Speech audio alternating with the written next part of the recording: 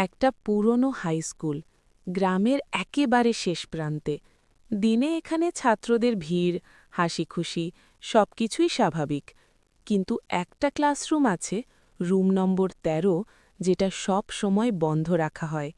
স্কুলের ছাত্ররা জানত ওই ঘরের কাছে গেলে অদ্ভুত ঠান্ডা লাগে, আর মাঝে মাঝে ভেতর থেকে শোনা যায় চকের ঘষার শব্দ, যেন কেউ ব্ল্যাকবোর্ডে কিছু লিখছে।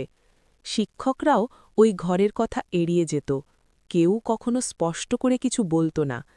একদিন স্কুলে নতুন ছাত্র ভর্তি হল, তার নাম রোহিত। সে খুব কৌতূহলী ছিল। বন্ধুদের কাছ থেকে রুম 13-এর গল্প শুনে সে হাসল। এটা শুধু একটা পুরনো রুম, আর কিছু না।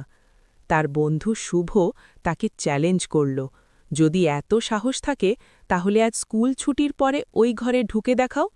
রোহিত রাজি হয়ে গেল। সব ছাত্র চলে যাওয়ার পর স্কুল একেবারে ফাঁকা হয়ে যায়। সূর্য ডুবে যাচ্ছে, চারদিকে অদ্ভুত নীরবতা। রোহিত ধীরে ধীরে রুম ১৩-র সামনে যায়।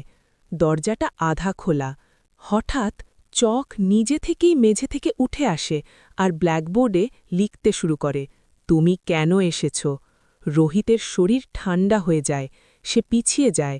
হঠাৎ সে দেখে ঘরের কোণায় একটা মেয়ে দাঁড়িয়ে আছে, স্কুল ইউনিফর্ম পরা, মাথা নিচু, চুল মুখ ঢেকে রেখেছে। রোহিত কাঁপতে কাঁপতে বলে, তুমি কে? মেয়েটা ধীরে ধীরে মাথা তোলে। তার চোখ নেই, শুধু অন্ধকার।